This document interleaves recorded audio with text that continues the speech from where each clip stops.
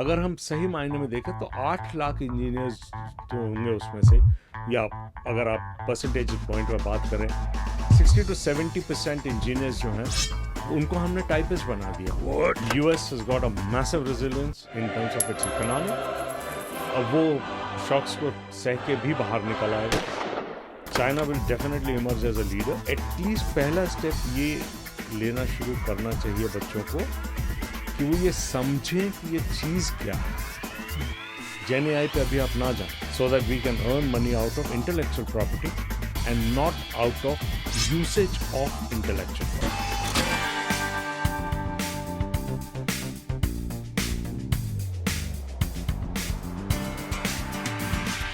Namaskar.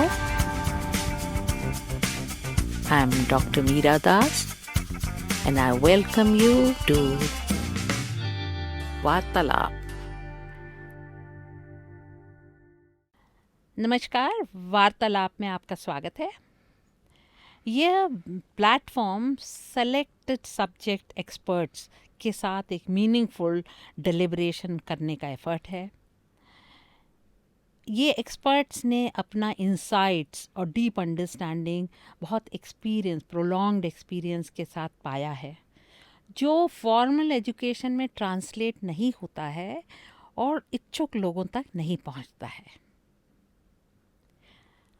आज के इस एपिसोड में हम अनिमेश परिहार जी के साथ बातचीत करेंगे। अनिमेश परिहार जी, आपका स्वागत है। अनिमेश परिहार एक कॉरपोरेट वर्ल्ड में सीनियर एग्जीक्यूटिव पोजीशंस में काफ़ी सारे एमएनसीज़ के साथ इन्होंने काम किया है, जैसे फिनिस्ट्रा, एसएपी, कैपजेमिनी एक्सेट्रा। वहाँ पे इन्होंने ट्रांसफॉर्मेशन ऑफ एन ऑर्गेनाइजेशन, ताकि वो ऑर्गेनाइजेशन रेलेवेंट बनी रहें और अपने फील्ड में हमेशा आगे बनी रहें, इस पे इन्होंने बहुत सारा काम किया है। हम चाहेंगे कि अनिमेश जी हमको इसकी अंडरस्टैंडिंग दें और इसके बारे में बताएं। अनिमेश जी, आपका स्वागत है। नमस्कार। यहाँ पे आके काफ़ी अच्छा लगा और मीरा जी, आपको धन्यवाद देना चाहूँगा कि आपने मेरे को बुलाया और एक ऐसे सब्जेक्ट के बारे में बात करने के लिए कहा जो कि बात करने में तो बहुत अच्छा लगता है, लेकिन उसको जब हम एग्जीक्यूट करने जाते हैं और जब हम कॉर्पोरेट सेक्टर में और या किसी कंपनी में जब हम उसको प्लान करते हैं और एग्जीक्यूट करते हैं तो उसमें काफ़ी सारी दिक्कतें आती हैं। लेकिन खैर, उन चीज़ों पे हम बात और चर्चा करेंगे।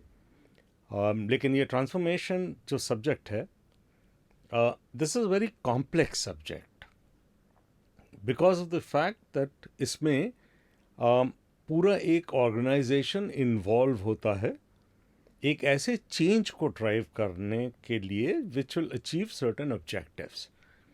ये जो ऑब्जेक्टिव्स होते हैं, they can stem from 4 different pillars, चाहे वो पिलर स्ट्रैटेजिक हो, चाहे वो पीपल ड्रिवन हो, चाहे वो प्रोसेस ड्रिवन हो, या वो टेक्नोलॉजी ड्रिवन हो। इन सब की अपनी अपनी नुआंसेस हैं, इन सब के अपने अपने पिक्यूलियरिटीज़ हैं, लेकिन इनको डील करना और इनको लॉजिकल कंक्लूजन तक ले जाना एक बहुत ही डिफ़िकल्ट टास्क होता है, जिसको कि एक कमिटमेंट के द्वारा ही किया जा सकता है। अगर ये सिर्फ एक नारा बन के रह जाए या एक स्लोगन बन के रह जाए या एक पोस्टर बन के रह जाए तो इनवेरेबली ट्रांसफॉर्मेशंस फेल। और यहीं पे इस चीज़ के नुआंसेस को समझना बहुत ज़रूरी होता है। तो हम आपसे ये जानना चाहेंगे कि ये ट्रांसफॉर्मेशन किसी भी ऑर्गेनाइजेशन का एक ज़रूरत है उसकी, या एक ऑर्गेनिक नीड है जो कांस्टेंट है, या कोई पर्टिकुलर पॉइंट है जिसमें आपको लगता है कि अब ऑर्गेनाइजेशन को अपने आप को ट्रांसफॉर्म करना चाहिए? देखिए, I think it's an extremely old saying that change is the only constant, और transformation is an all enveloping change, जिसमें हम ऑर्गेनाइजेशन को completely you turn the organization upside down. और ये process है which will keep on happening every few years. It's only a matter of कि वो duration क्या है जिसके बाद हमको चेंज करना पड़ेगा। कोई भी हम ट्रांसफॉर्मेशन की अगर बात करें तो ट्रांसफॉर्मेशन स्ट्रैटेजिक हो सकता है, और स्ट्रैटेजिक होने के बहुत से रीजंस होते हैं कि मार्केट की ज़रूरत है, कॉम्पिटिटर्स आ गए हैं, ये लेगार्ड्स के लिए भी ज़रूरी है, लीडर्स के लिए भी ज़रूरी है।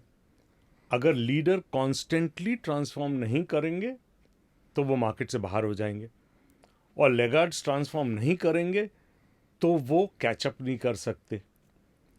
दूसरा ऐसा होता है कि अगर हम मार्केट से अलग हटें तो एक स्ट्रैटेजिक ट्रांसफॉर्मेशन होता है, वो तब किया जाता है जब आपको अपनी मार्केट पोजीशन को डिफेंड करना होता है, चाहे वो ऑप्टिमाइजेशन के लिए हो, ऑप्टिमाइजेशन ऑफ कॉस्ट, और whether it is for maximization of profits, or whether it is relating to people issues and you need to make sure that you are breaking down the silos, or you need to tweak around with the processes because they have become old, or a new technology is there in the market.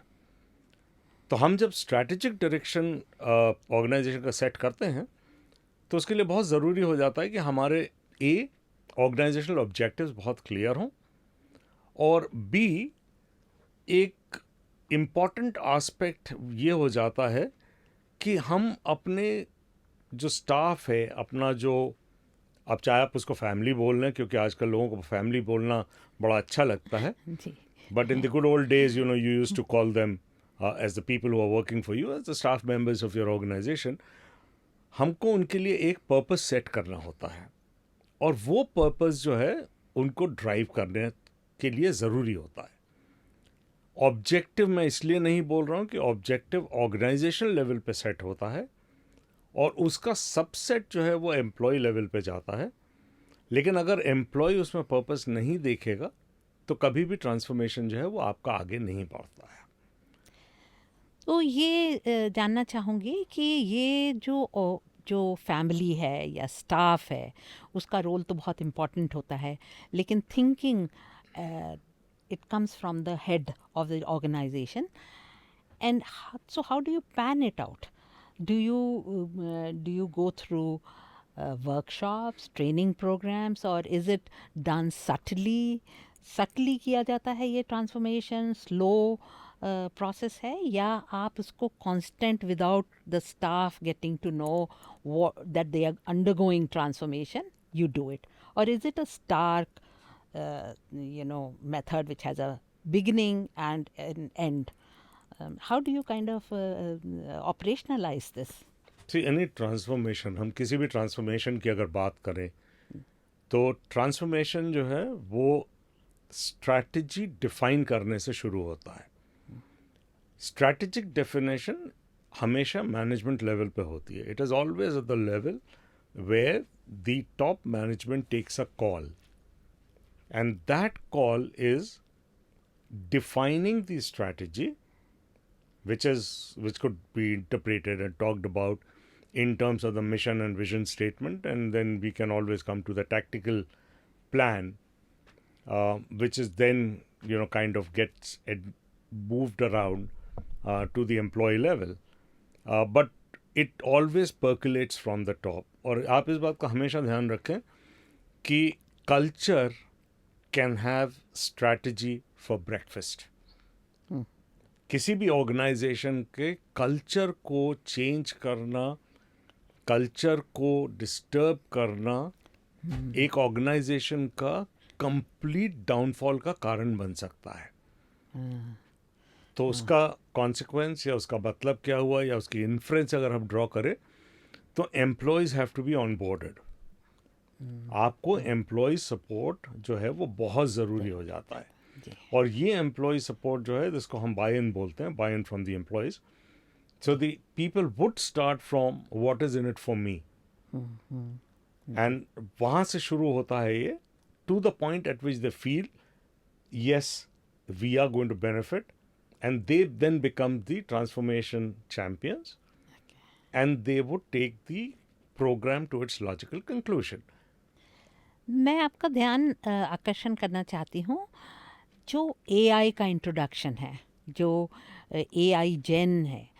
अब staff की तरफ से अपने आप को वो यदि इनएडिक्वेट पाते हैं और सोचते हैं कि ये जो है ये थ्रेट है उनके लिए, if they perceive an AI gen as a threat rather than as something which they are going to which is going to enhance their performance and it will lead them to a new area and platform. So it's a very complex area and there is an inherent resistance to this kind of change. So how would you deal with, or how would a corporation deal with a situation like this? क्या हम अगर जेन AI या AI की बात कर रहे हैं, जी before we even go down the path of AI और जेन एआई, जी हमको ये समझना पड़ेगा कि किसी भी ट्रांसफॉर्मेशन के सक्सेस फैक्टर्स क्या होते हैं। तो सबसे पहला तो ये होता है कि मैनेजमेंट कमिटमेंट बहुत ज़रूरी हो जाता है। एक स्ट्रैटेजी डॉक्यूमेंट बना के उसको नीचे पास ऑन कर देना अलग बात होती है, और मैनेजमेंट का कमिटमेंट दूसरी बात होती है। दूसरी चीज़ है एम्प्लॉयज़ में से उन लोगों को सेलेक्ट करना जो कि एक कॉम्प्लेक्स प्रोग्राम को ड्राइव कर सके। तीसरी चीज़ ये होती है कि हम एक पूरा का पूरा प्रोग्राम बनाते हैं जिस प्रोग्राम में हम एम्प्लॉयज़ को ऑन बोर्ड करते हैं। हम उनको ये समझाते हैं कि ये प्रोग्राम क्यों किया जा रहा है, उसका मेन कारण क्या है और क्यों ये हमारे ऑर्गेनाइजेशन के लिए ज़रूरी है। अगर हम वो नहीं करेंगे तो उसके कॉन्सिक्वेंसेस क्या हैं, और फिर उसको बहुत क्लोजली मॉनिटर करना पड़ता है। जहाँ लोगों का टाइम फ्री करना पड़ता है जो कि बिलेबल टाइम है या जो प्रोडक्शन में जो टाइम जाता है वहाँ से उनको निकाल के ट्रांसफॉर्मेशन में जब हम लगा रहे हैं, तो अगर हम उसका कॉस्ट बेनिफिट देखेंगे तो उसके लिए बहुत ज़रूरी होता है कि वो काम जो है उसके end results have to be beneficial for the organization. अगर वो ऑर्गेनाइजेशन के लिए बेनिफिशियल नहीं है then we end up wasting a lot of time, और इनवेरेबली ट्रांसफॉर्मेशंस जो हैं वो फेल होते हैं because of a lack of commitment from the senior management. और यहाँ से अगर हम टेक ऑफ करेंगे to any kind of paradigm shift that happens, और टिपिकली ये मैं टेक्नोलॉजी ड्रिवन ट्रांसफॉर्मेशंस की बात करूँगा। अगर हम पैराडाइम शिफ्ट की बात करेंगे तो 1401 ने IBM का 1401 was almost the first commercial computers which came into the picture. 1401 was a very typical master slave concept. बड़ा सा कंप्यूटर था, एक ह्यूज जगह में बैठता था, कंडीशनिंग रखनी पड़ती थी। वहाँ पे पैराडाइम शिफ्ट हुआ जब वहाँ से हम मूव हुए और हम क्लाइंट सर्वर एनवायरनमेंट पे आए। क्लाइंट सर्वर एनवायरनमेंट से हम PCs में गए। PCs से आज की तारीख में अगर हम देखें तो हम निकल के ऑलमोस्ट सेल फोन्स पे आ गए हैं। सेल फोन आज इतना पावरफुल है जितना पुराने ज़माने के सर्वर्स हुआ करते थे। ये एक जर्नी है, और हर पैराडाइम पे ये एक चैलेंज और जिसकी आपने बात करी, ये चैलेंज जो है हर मैनेजमेंट फेस करता है कि हम इस स्टेज में अपने ऑर्गेनाइजेशन को किस तरीके से डायरेक्ट करें ताकि चेंज का impact is minimum and the benefits that will arise to you are the maximum. उसको गाइड करने के लिए transparency and objectives and purposes have to be very well defined. अगर हम वो नहीं करते हैं तो नॉर्मली प्रॉब्लम्स में फंसते हैं। लेकिन आज जो फियर है इंडस्ट्री में, not as much in the manufacturing sector but more so in the service sector and in the financial sector, banking and other sectors. Banking तो banking and non-banking financial companies, capital markets.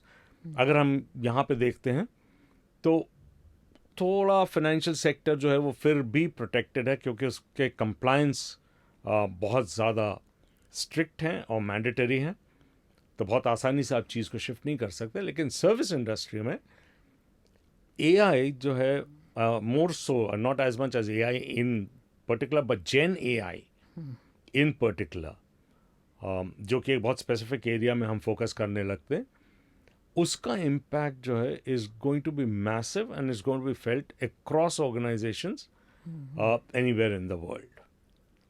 इसमें दो बातें मैं पूछना चाहूँगी आपसे। पहला ये है कि अ, यदि आप टाइमिंग बहुत क्रिटिकल और इम्पॉर्टेंट है मेरी समझ से, उसके लिए शायद अपने ऑर्गेनाइजेशन को अच्छे से समझने की ज़रूरत है और वर्ल्ड की क्या ड्राइविंग फोर्सेस है ये समझने की ज़रूरत है, और दोनों के बीच में किस टाइमिंग पे आप अपना स्टेप फॉरवर्ड कर रहे हो। आप डिलेड होगा तो यू आर नोवेयर, एंड और यदि आपने जल्दी कर दिया तो there are strong chances of failure. मैं चाहूँगी कि आपका ग्लोबल पर्सपेक्टिव रहा है, आपने पूरी दुनिया देखी है और आपने समझा है कि कौन सा नेशन किस तरीके से एक्ट करता है to these technological driven transformations. Of course there are many more kind of transformation, I believe. I am not an expert in this, but आप हमको बताएंगे। तो यदि हम नेशंस को देखें तो how do you see various nations like China, because at one time China and India were kind of at the same, almost together in this drive for transformation again. So how do you see the world, how do you see these various nations, and where do you think which nation took the right step at the right time? और यदि हम अपने nation पे भी किसी समय आप reflect करके बताइएगा कि हमारा नेशन जो है वो इसको कैसे देखना चाहिए, कैसे अचीव कर सकता है, वगैरह इससे रिलेटेड क्वेश्चंस हम जानना चाहेंगे।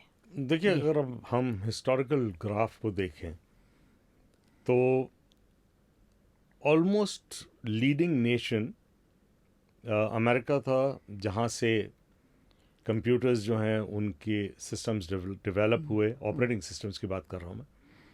बाद में डेटाबेसेस डेवलप हुए। Bill Gates probably was one of the person जिसने एक बहुत बड़ा डिस्ट्रप्शन किया मार्केट में, डिस्क ऑपरेटिंग सिस्टम बना के, which led to the revolution, the computer revolution that we talk about. लेकिन अगर हम थोड़ा सा और पीछे जाते हैं हिस्ट्री में, तो एक टाइम ऐसा था कि IBM as a company was almost on the verge of packing up. और शायद ये किताब आप लोगों ने पढ़ी भी होगी। It is known as elephants can dance. ये ली आयकोका की किताब है और ये IBM के बारे में बात करती है कि IBM ने कैसे अपनी स्ट्रैटेजिक डायरेक्शन चेंज करी और किस तरीके से अपना प्रोडक्ट पोर्टफोलियो को रिड्यूस किया और कैसे वो सर्विसेज की तरफ बढ़ा। एक बहुत ही बड़ी केस हिस्ट्री है ये, स्टडी करने लायक, कि किस तरीके से एक इतना बड़ा ऑर्गेनाइजेशन जो है वो अपने आप को चेंज करता है। ह्यूज ऑर्गेनाइजेशन था IBM उस टाइम, कम से कम 1.5 लाख आदमी काम करते थे। लेकिन किस तरीके से वो कितना निम्बल हो गया वो ऑर्गेनाइजेशन कि उसने चेंज ड्राइव किया। इसी तरीके से लू गस्टर की किताब अगर आप पढ़ें, which is the GE way of doing things, कैसे जी ने अपने आप को ट्रांसफॉर्म किया। जी जो है वो एक जायंट है, ह्यूज है, और उसका ट्रांसफॉर्मेशन जब ड्राइव किया गया तो कैसे चेंज हुआ। और ये सब ट्रांसफॉर्मेशन जो है इनके अलग अलग ड्राइवर्स थे। IBM का ट्रांसफॉर्मेशन जहाँ टेक्नोलॉजी इनोवेशन से ड्रिवन था, जी का transformation was driven from efficiency and productivity point of view. दोनों अपने अपने फील्ड में कॉम्पीट कर रहे थे, दोनों अपने अपने फील्ड में लीडर्स थे, लेकिन they were facing threat and they were facing challenges, और यहाँ पे उनको चेंज करना था। अब अगर हम इस वर्ल्ड वाइड पर्सपेक्टिव को देखें तो एक समय वो आया कि India started emerging as a power house in terms of delivery of services, and I think we continue to rule that area for a long period of time. लेकिन हमारे यहाँ बढ़ती लैंड प्राइसेस, बढ़ती रेंटल्स ने voice service industry को India से ले जाके फिलीपाइंस में खड़ा कर दिया। बट जहाँ टेक्निकल इश्यूज की बात थी वहाँ पे India still continue to rule, और हम सर्विस प्रोवाइड करते रहे, सॉफ्टवेयर डेवलपमेंट की। अनफॉर्चुनेटली हमने कहीं भी इंटेलेक्चुअल प्रॉपर्टी डेवलप करने की कोशिश नहीं करी जिस स्टेज पे हमको करनी चाहिए थी। तो हमारे पास ठीक है आज 10 लाख 12 लाख आदमी काम करते हैं, लेकिन अगर हम सही मायने में देखें तो 8 लाख इंजीनियर्स जो होंगे उसमें से, या अगर आप परसेंटेज पॉइंट में बात करें 60-70% इंजीनियर्स जो हैं उनको हमने टाइपिस्ट बना दिया। अनफॉर्चुनेटली हमने उनकी क्रिएटिव पावर उनसे छीन ली। वो इसलिए क्योंकि हमको अपने प्रॉफिट्स मैक्सिमाइज करने थे, हमको स्टॉक मार्केट में अपने रिटर्न्स दिखाने थे। तो कहीं पे लीडरशिप जो है उसका फेलियर दिखता है। अब इसी चीज़ को अगर हम अप्लाई करें चाइना में, तो चाइना ने एक बहुत ब्रेव स्टेप लिया जहाँ की उनने बहुत सारी चीज़ें जो कि यूएस ने वर्ल्ड वाइड बेचने की कोशिश करी थी, चाइना ने अपने मार्केट में नहीं आने दिया और इंडिजिनस उन चीज़ों को डेवलप किया, जिसके मारे आज टेक्नोलॉजी और स्पेशली जेन एआई वगैरह के फील्ड में अगर हम देखें तो China has stolen a march over us and is now giving US a run for the money. अब हम अगर यूरोपियन सेक्टर की बात करते हैं तो यूरोप आईटी टेक्नोलॉजी के लिए वैसे भी बहुत ज़्यादा जाना नहीं जाता था, accepting for SAP which came out of Europe, absolutely brilliant system, typical German design, very robust, well thought of. लेकिन उसके अलावा nothing else emerged ever from Europe which could make a difference. अगर जेन एआई ने change drive किया इस industry में या किसी भी इंडस्ट्री में, आई थिंक सर्विस इंडस्ट्री में सबसे बड़ा लूजर जो है वो यूरोपियन यूनियन होगा। Okay. On the other side, US has got a massive resilience in terms of its economy. अब वो शॉक्स को सह के भी बाहर निकल आएगा।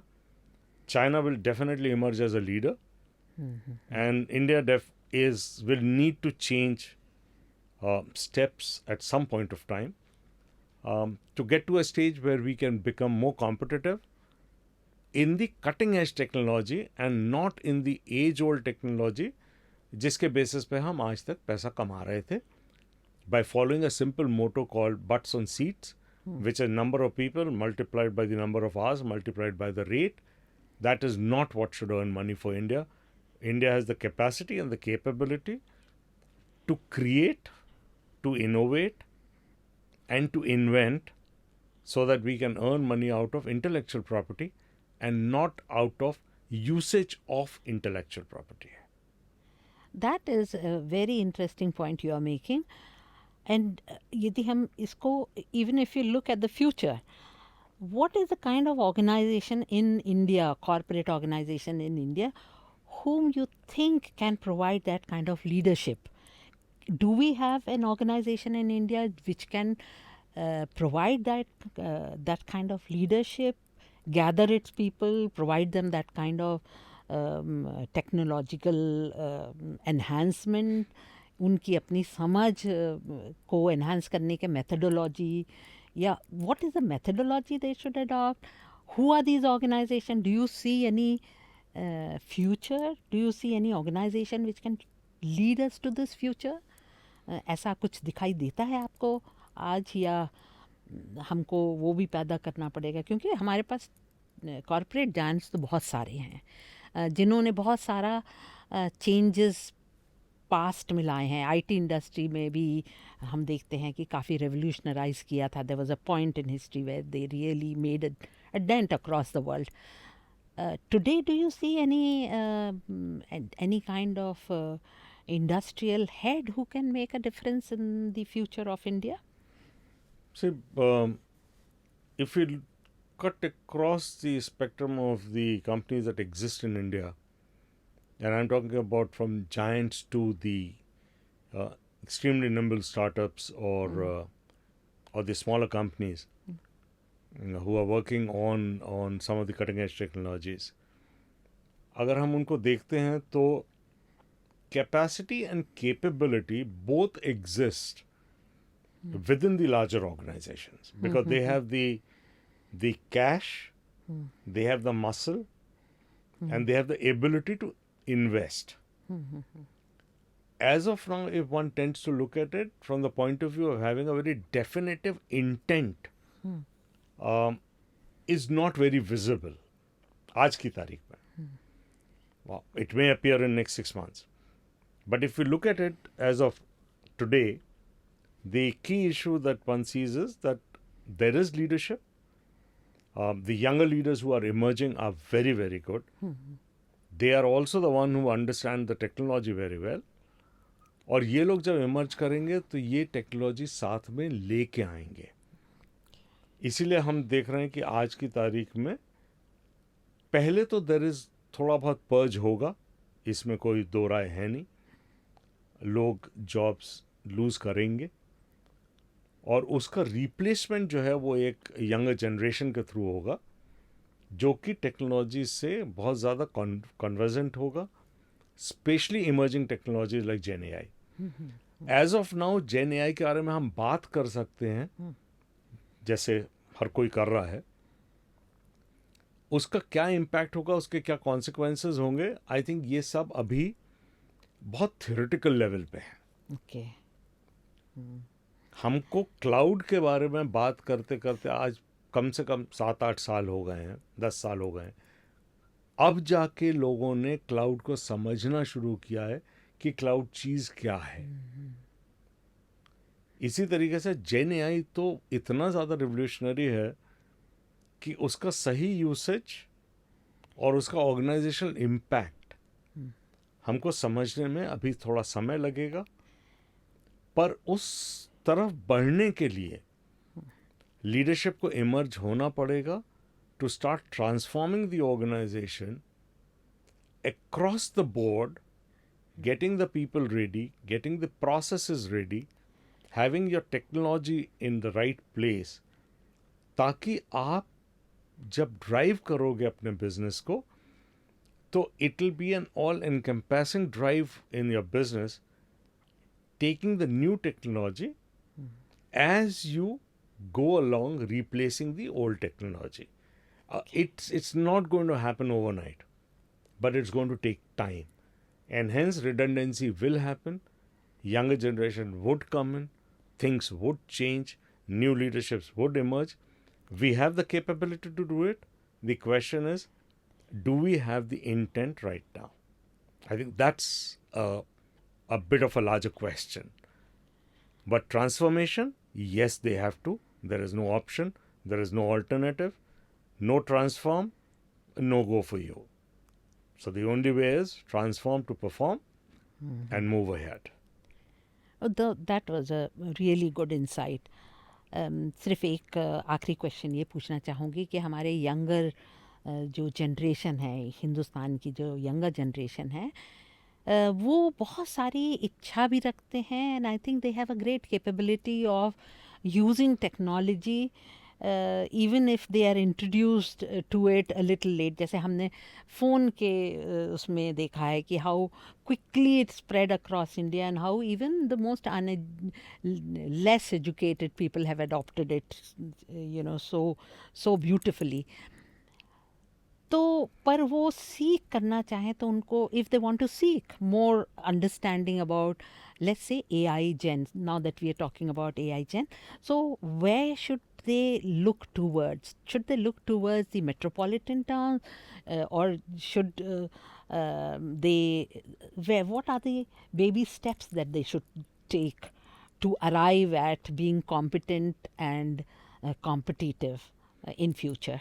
I think if one has to look at it, अगर हम उसको इस तरीके से देखना चाहें कि हम proliferation of technology हम किस तरीके से कर सकते हैं, क्योंकि आज की तारीख में स्मार्टफोन जो है वो एक रियलिटी है और वो स्मार्टफोन गांव के लेवल पे है. और सबसे बड़ी एडवांटेज की बात यह है कि हमारे जितने स्मार्टफोन हैं सब में लैंग्वेज कैपेबिलिटी है. कहीं पे उस इंफ्रास्ट्रक्चर का इस्तेमाल करके